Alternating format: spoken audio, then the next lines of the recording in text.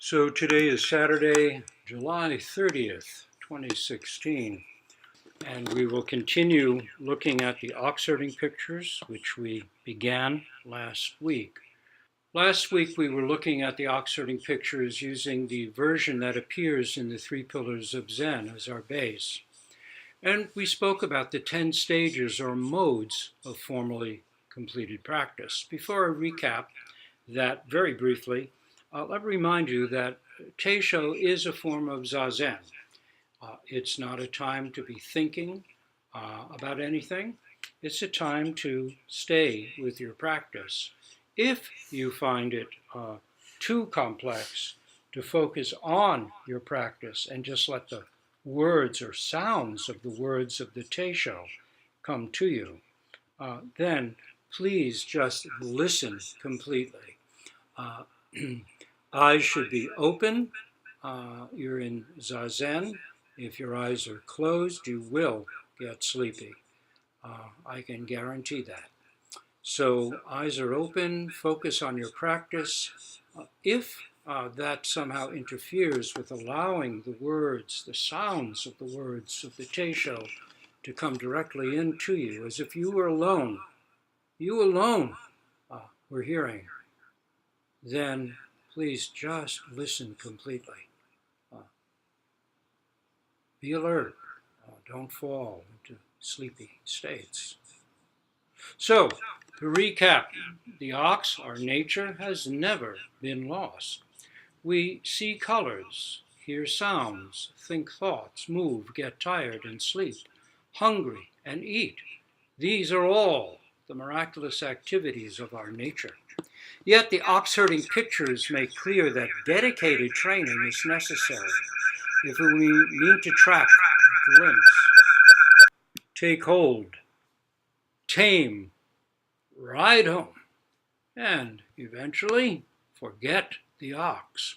And then to go beyond that by forgetting ourselves, forgetting the self that put in years of practice, of doksan, sesshin, teisho, of attention in life, all that determined effort through long, patient training before and after seeing the ox. We become natural and can mingle in the marketplace of ordinary life with helping, that is, selfless hands. Becoming natural doesn't mean giving in to impulse. That would be allowing the ox to run back to its old haunts, not natural.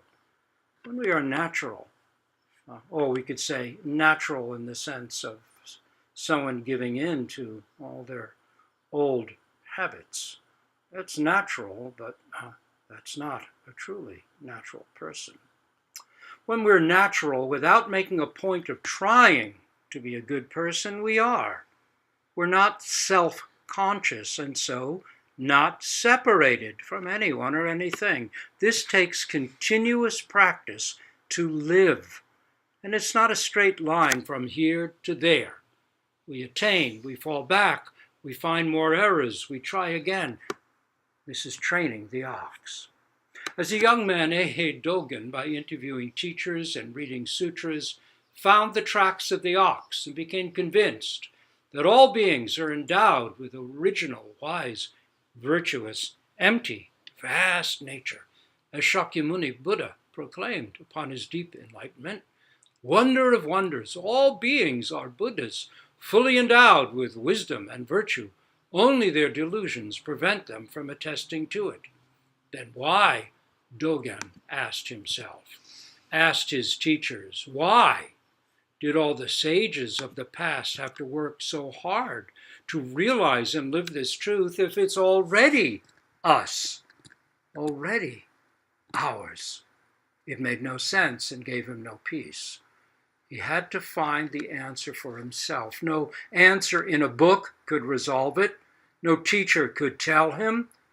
That too would have been someone else's words, not his own experience. The ox herding picture poem sequence reveals the process of gaining faith, doing the work, realizing ourselves, and benefiting others. It presents Zen training as the vow of the Bodhisattva, as itself the vow, indeed the determination to fulfill our deepest purpose as human beings, but it begins with the astounding acknowledgement that the ox has never been lost. It raises the question, why search for it then? This is Dogen's question. And it ends with the affirmation that there never was an ox to gain or train, and no person to gain or train it, and that this is how it has actually been from the beginning.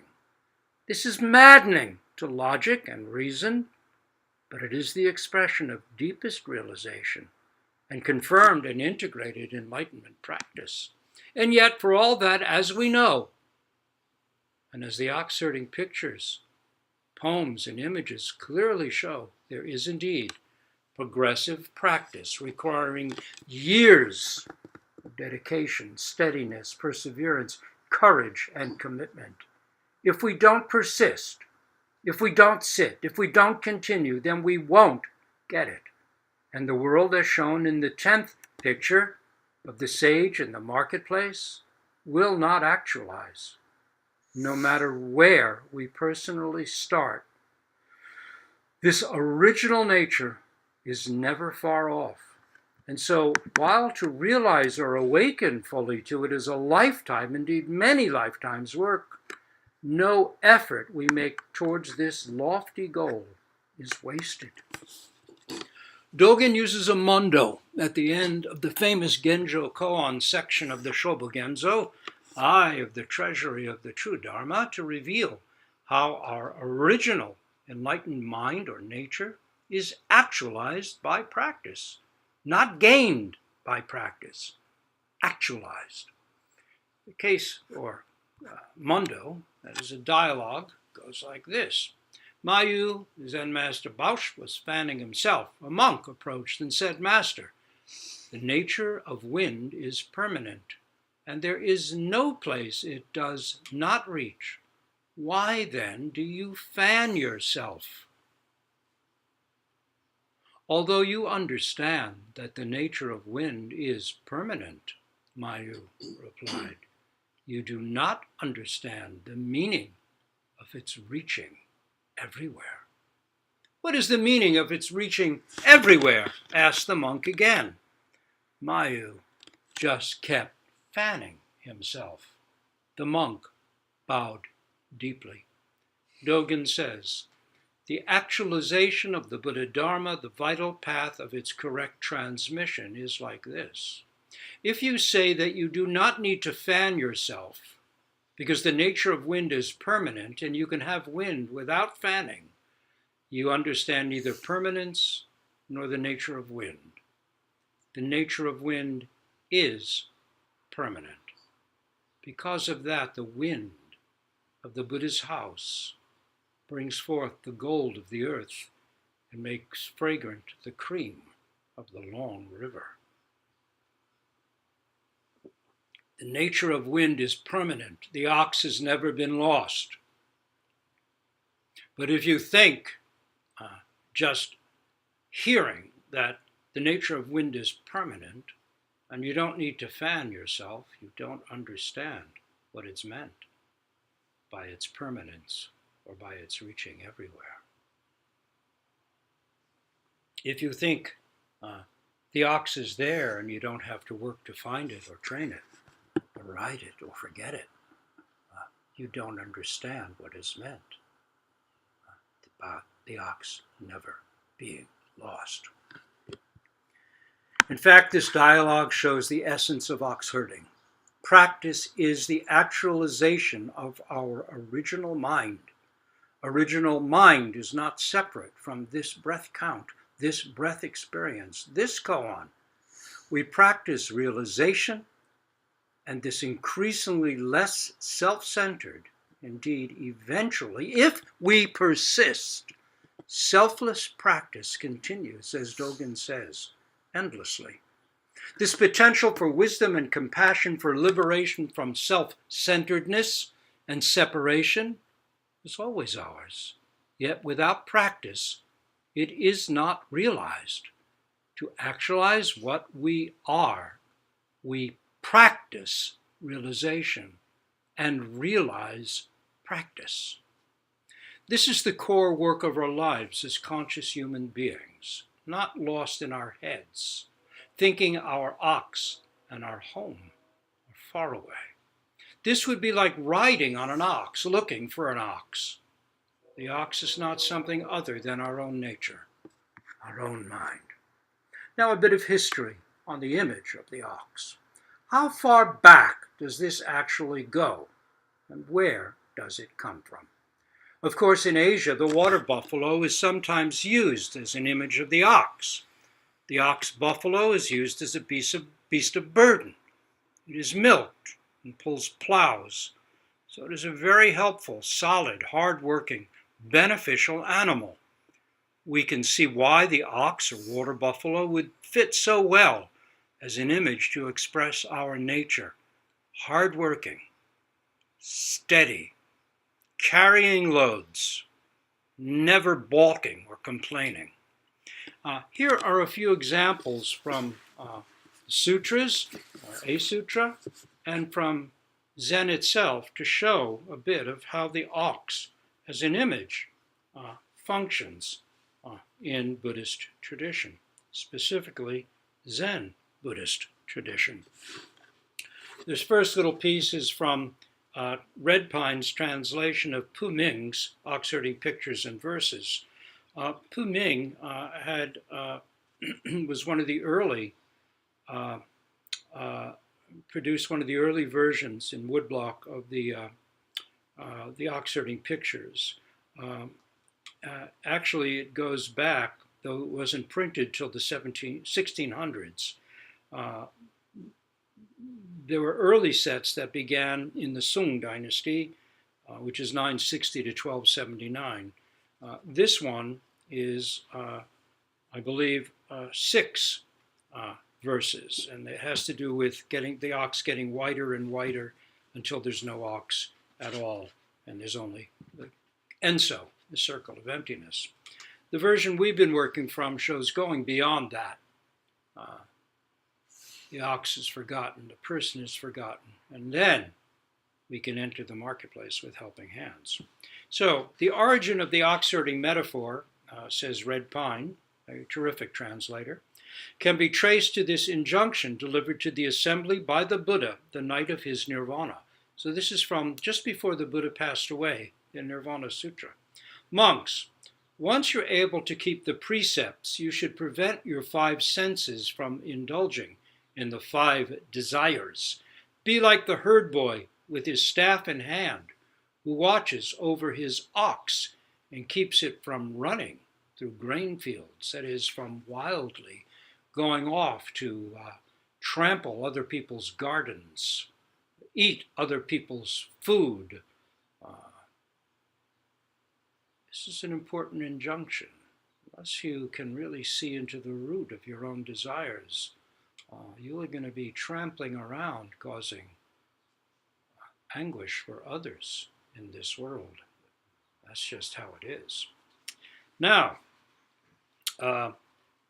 Red Pine goes on. There's 2 examples of the ox-herding metaphor used by Chinese Buddhists. The first is from chapter 9 of the Transmission of the Lamp, in which Kuei-shan, a very important teacher, refers to a famous 8th century Zen master, as well as to the mountain in which he lived. And it goes like this.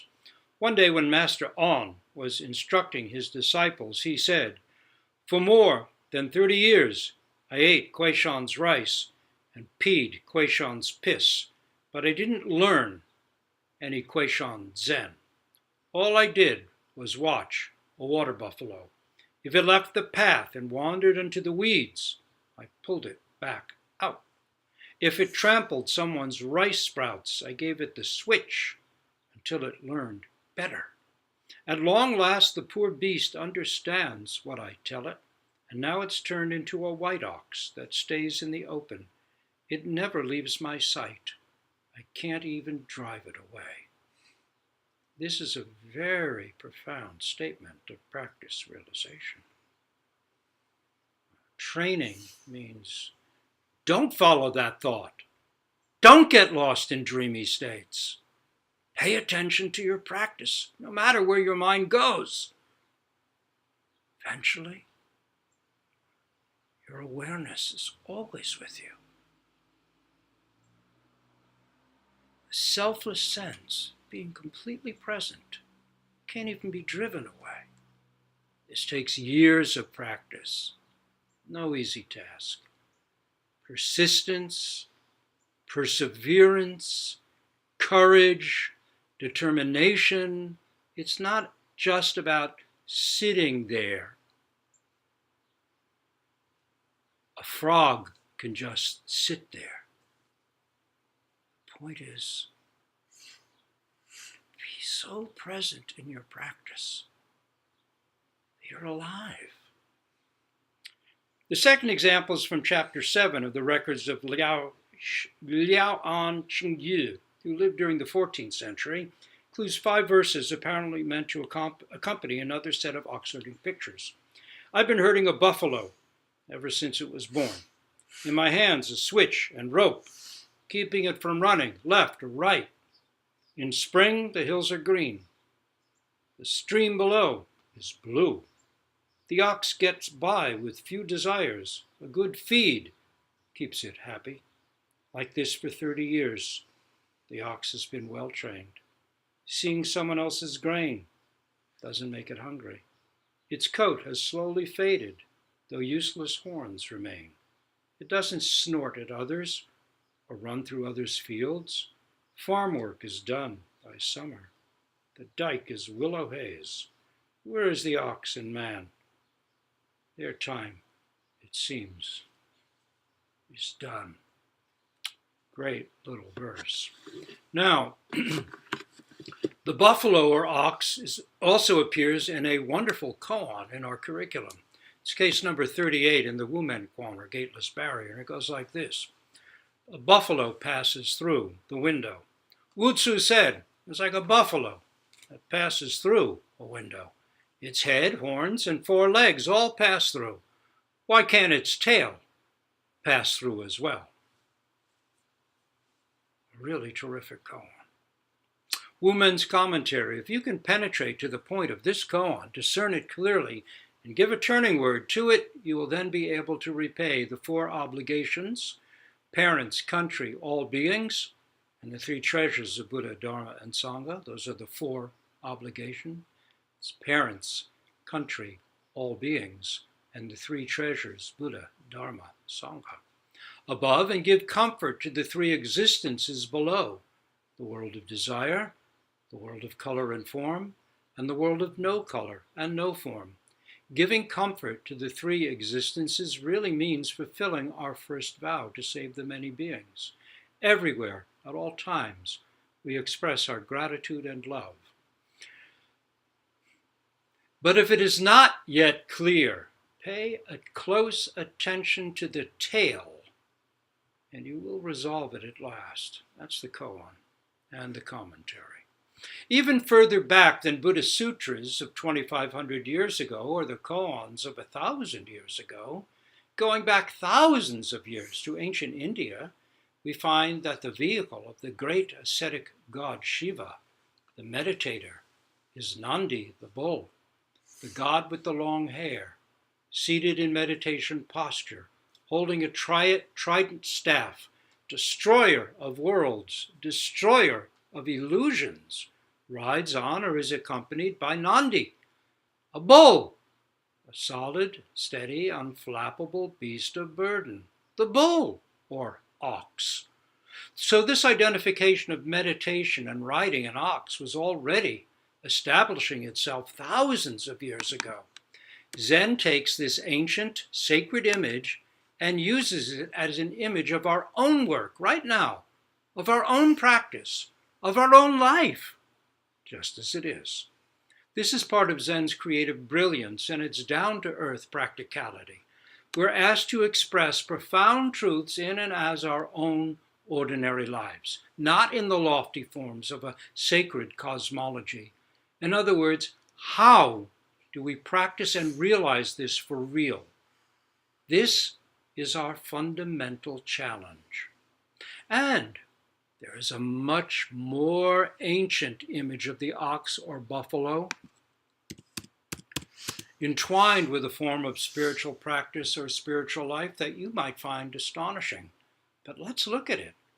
17,000 years ago, in the Lascaux cave of the Dordogne region of France, we find one of the most resonant and enigmatic images of all Paleolithic art.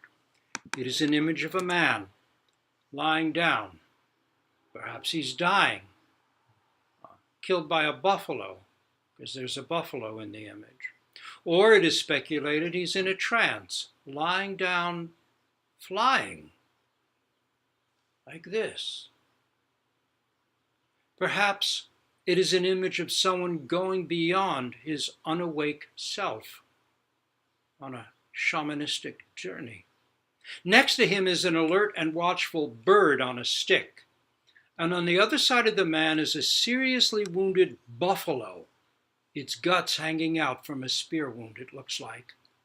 This is one of humanity's most ancient narratives. No one knows what it means. It's all speculation. The wounded bull, which seems to have been pierced by a spear, is angry. It is clearly not tamed. It is the wildest sort of untamed, furious ox. The man seems to be bird-headed or wearing a bird head mask. A man perhaps dying to self on an ancient shamanistic journey, in some ways very like Zazen. Looking on is that bird perched on a stick. It is seen from the side, so its eye is looking right at us. Is the bird on a stick mind itself, looking on, observing all? Emily Dickinson said, "Hope is the thing with feathers." Similar images have been found in other Paleolithic caves, as have carvings, handles of spear throwers, for instance, carved into the form of a bull or ox, typically with its head turned back, reaching with its tongue to lick its flank. In the Paleolithic cave art of Altamira, Spain, the ancient artist or artists have used the rock bulges of the ceiling, the entire ceiling, to create truly beautiful and powerful images of bulls. You can see a reproduction of one of those on the couch by the water table when you go downstairs. That's from the Altamira cave. It also is about 18,000 years old, an image of a bull. The point of this is simply to suggest that the ox or bull has a long history in the human imagination, our imagination. It holds a mysterious depth of meaning that we can't limit or pin down any more than we can pin our original nature or mind down. The ox carries its own gravitas.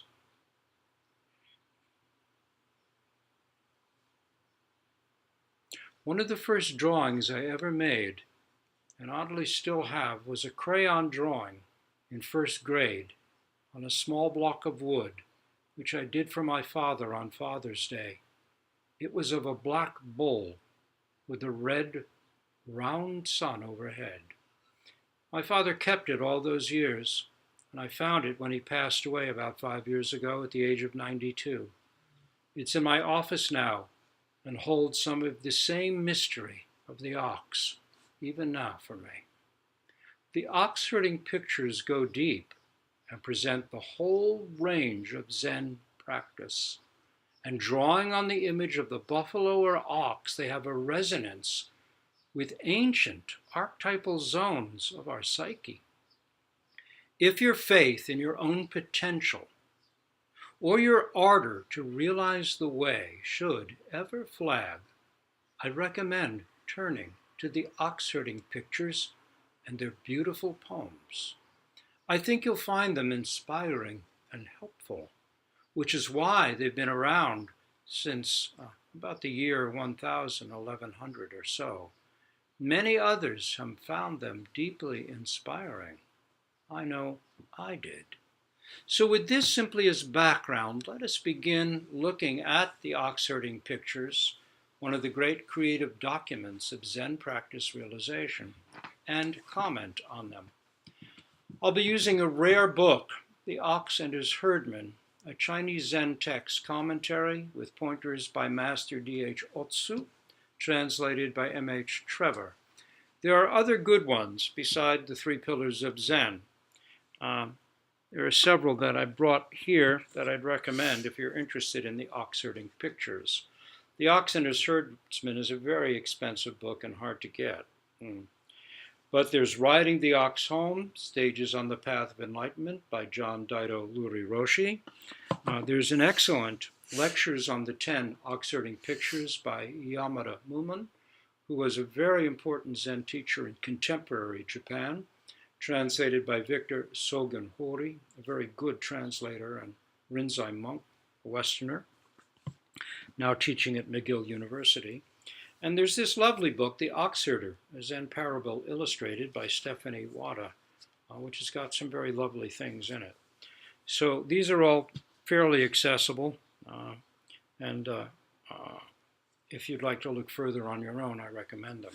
So let's begin for a little bit with the first, or the introduction, by this contemporary Zen teacher, Otsu, who I don't know anything at all about. That upon which we Zen Buddhists resolve lies in one thing alone, the mark of which can be described as follows: not to rely on words, particular transmission outside the teaching, to point directly at man's heart or mind, to see into one's own original nature and become Buddha, to see into one's own original nature. This is a lifetime's work. It is no easy task. It is the hero or heroine's journey spoken about in all traditions around the world. I'm adding this. We should not allow ourselves, says Otsu, to hold fast to any representation or any word. To experience one's own heart or original nature, which is contained in each person in its entirety. That means in you, as you, but we're asleep. How do we wake? This is our challenge. And to allow the truth of the Buddha to become manifest now. There's our goal. Regarding the 10 ox herding pictures, what does this ox in reality show? Since ancient times, the elephant has sometimes been used as an image to portray the great act of compassion of Samantabhadra. We have a tiny Samantabhadra over by the Healing Buddha on the side, which I got in China on pilgrimage about 10 years ago. It's tiny, but it's quite beautiful. It's Samantabhadra on an elephant. Or again, the lion has been taken to characterize the wisdom of Manjushri. You can see Manjushri on a lion over to the right side of the Zendo here. With the ox, however, it is our own heart or original nature that is being shown. He points metaphorically to that which we call original nature, Buddha nature, or origin of truth. These are all words for our own mind. What is our own mind? That which sees, hears, smells, feels pain, gets tired, gets hungry. What is this? In Zen Buddhism, which was brought to China by Bodhidharma and began to blossom under Wei Neng, the sixth patriarch, there was, next to the southern school of the sixth patriarch, the northern school of Master Shen Sui. The following words show the essential trait of the southern school. In the origin, there is nothing. Where, therefore, could there be a place that could collect dust? Or again, with one leap, suddenly to jump into the place of the Buddha. That is to discover in an abrupt flash the nature of the heart, or mind, and thus break. You can slip or seep. It doesn't have to be as dramatic as breaking, into the original place of the Buddha. The chief characteristic of Southern Zen lies in sudden awakening. In contrast, the Northern school upholds the necessity of gradual training, according to which the pupil trains himself in the Zen truth step by step. Since the ox herding pictures show the progression of such training organized into 10 stages, we might perhaps suppose that they're influenced by the Northern persuasion. Actually, I would say they combine both quite fully and accurately. There is sudden realization and there is progressive training. The two aren't different really at all. And there may be many years of progressive training before one suddenly sees what you've been doing in reality all along. Progressive and sudden are really two words for the same thing. So I won't go too much further into his introduction. He gives a bit of the history of who drew and who created what versions. Finally, he sums it up. We see a herdsman to start with. He searches for the ox, which now means his own heart, or the original nature, belonging to, I can't emphasize this enough, each person. That means you. In so doing, he gets into deep mountains. The first thing he discovers is the trace of the ox, and then he sees him from behind. We pointed out the Bible has a similar statement. My face you won't see. You'll see me sort of from behind. Very interesting how similar that is. He catches him, though. He tames him, finally brings him back to his house. Then the herdsman forgets the ox and his own self as well. When all is forgotten, he breaks into the realm of selflessness. At the last stage, entering the market with open hands, he comes back again into the world and lives an active life amidst the throng of humanity. This means that he is open-heartedly allows the truth of Buddha to realize itself through his life, his ordinary daily life in and before the world. The initial resolve of the pupil is thus shown at the first stage. The succeeding stages up to stage 6, coming home on the back of the ox, and you can see a beautiful ink drawing of that Roshi Kapleau gave me by our water table, portray the condition of the pupil's heart, how he or she practices with all his might. It is not so easy to achieve a genuine and agreeable position in Zazen. That means position of mind as well. It doesn't just mean physical posture. It means a really alert and still mind, not distracted mind. This takes work. Even though the ox is already ours, it'll take work. Not to go to our old haunts. Not to run after the green-looking grass in another field. To achieve it, a person must constantly hammer at himself or herself over a long period. It is possible that thinking may help here, but at the 7th and 8th stages, where genuine religious experience should be won, the pupil must be completely beyond all words, thought, and speech. An appropriation occurs in which the pupil assimilates his own heart, his or her original nature. This is a region one can never succeed in reaching via mere theories. The pupil who is resolved must have one goal. Pupils who are resolved must have one goal. The 10 ox-herding pictures show this goal clearly, vividly. They are a good guide, but however skillfully Zen may be commented on, the commentary alone can never become Zen. Zen is always a world of realization through and through. Finally, what magic? Something that is in reality nothing is organized in 10 stages and commented on with many words. At the end of this piece of magic, even entering the market is dealt with foolish nonsense, work to no purpose. It is work for nothing. And again, nothing. Harada Roshi, who was Philip Kapleau's first really serious teacher, though he was helped a great deal by Nakagawa Soen Roshi, had a wonderful verse, selling water by the river. My labors have been wholly without merit. Ha! So we'll begin by looking at the first ox herding picture.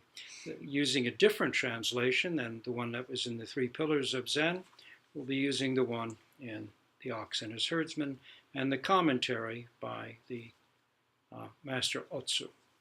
The Search for the Ox. And there are more poems in this because different teachers added several poems to each of the presentations in prose. Why the search? Good question. The ox has never been missing from the beginning. However, it so happened that the herdsman turned away from himself. Thus his own ox became a stranger to him and eventually lost himself in far, dusty regions. We know this territory. Well, this is why we come to practice. We have some sense that we're lost in far, dusty regions, far from home. That it doesn't have to be this way. The home mountains recede further and further. The herdsman finds himself unexpectedly on entangled paths. Desire for profit and fear of loss flare up like a flaming conflagration, and views of right and wrong arise in opposition to one another, like spears on the battlefield. And if you think this is hyperbole, just watch what's happening in our culture right now. Views of right and wrong rise like spears on a battlefield. The next months are going to be hard for all of us. This election is going to be mentally, emotionally intense. Now the poems. In an endless wilderness, the lonely herdsman, please accept that, the lonely herdsman. This is not something even with a, it's so important to have Sangha because to do this alone is impossible, but there's still times where we're going to be lonely because we're having to face ourselves. No one else can do this for us. No teacher, no teaching. At bottom, we have to face our own mind, right down to the bottom. The lonely herdsman strides through thickets of weeds, all our thoughts, all our concepts, all our ideas, all our attachments, all our delusions, all our hopes, all our fears. Thickets of weeds searching for his ox or her ox. Wide flows the river, far rise the mountains, and ever deeper into entanglement runs the path. Utterly exhausted and in despair, even so the searching herdsman finds no guiding direction. In the evening twilight, he hears the song of the cicadas in the trees. Beautiful image. When you've worn yourself completely out in your practice, looking and looking, to hear the sound of a crow. Caw! Caw! They bring great relief. Poem 2. Facing outwards, only the herdsman searches with all his might. His feet are already in a deep and muddy swamp, but he does not notice the very place you're searching from. It's like a deep and muddy swamp. You don't see where your feet are. You keep looking ahead. The mind, like a deep muddy swamp. And yet we're hoping for something beyond this. Because there is something beyond it. How often in the sweetly smelling grass under the setting sun did he sing Xin Feng, the song of the herdsman, in vain? The commentary will talk a bit about that. It's an artless song, a song so artless, goes beyond all artifice. In the origin there is no trace. Who could search there? Confused, he gets, or she gets, into a deep place filled with thick fog and tangled briars. Unbeknown, here's a wonderful line, She is already returning home as a guest, leading the ox by the nose. Yet, under the trees by the side of the river, his or her song sounds dispirited. We've all been there. That is the first of the ox herding pictures. Let's see what the commentary for this one thing says.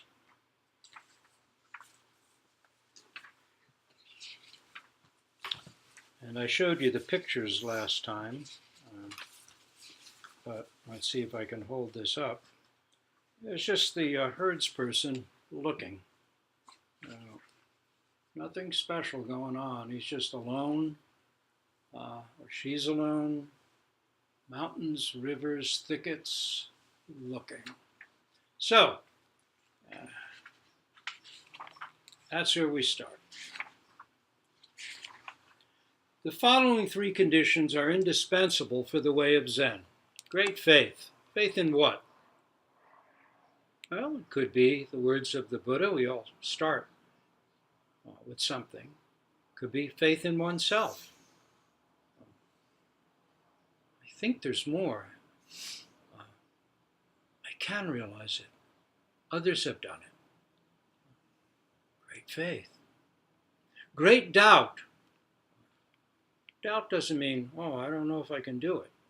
It means, what is this? If my own mind is said to be vast, deep, wise, compassionate, why? Why do I feel so confused? Why is the world such a mess if everyone in reality is this mind? How come? We have such hatred, such racism, such violence. It's a doubt that gives us no rest, really, because we know there's more. Yet, look around and don't see it. And finally, great courage.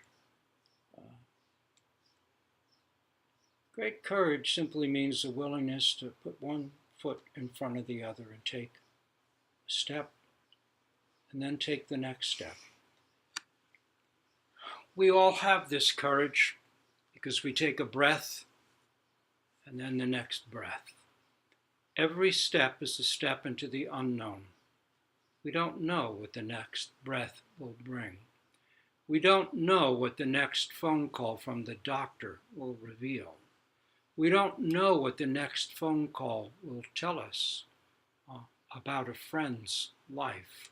We don't know what the next posting on the internet may say about what we're going to have to deal with in our time and place.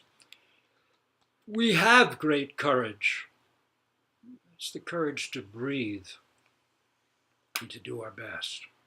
Yamada Roshi says, great doubt, great courage, great faith come down to, he's speaking of the koan mu, being one with mu. That's all. Being one with this breath. That's all. Being one with this count. 1, 2. Letting everything else go. That's great faith. Great doubt. Great courage. Don't have to make a big deal about it. You already have it. The pupil must first strive towards the highest and have some faith in the possibility of actually attaining it. Such faith is not mere belief, but already an active fulfillment. The pupil must devote him or herself to practical training step by step, continually immersing himself or herself in getting to the bottom of the practice that's been given. For this, the second condition mentioned, great doubt, is necessary, especially if you're working on a koan. The pupil must continually examine how matters stand with his koan and his questioning self. The real situation in Zen training consists precisely in unflinchingly entering into the problem, not trying to avoid the problem, or solve the problem, or fix the problem, or answer the problem, but to enter fully into the problem, the koan, to be it, and get right down to the bottom of it. So this is where we'll stop for today. We'll continue next time with the first of the ox herding picture, continue commenting one by one on each of the ox herding pictures, which are quite profound. The poems are quite beautiful, and as I said, the resonance into the nature of the ox and mind go way back in human history. And it's so interesting to see how it was used in the Zen tradition of the Sung dynasty.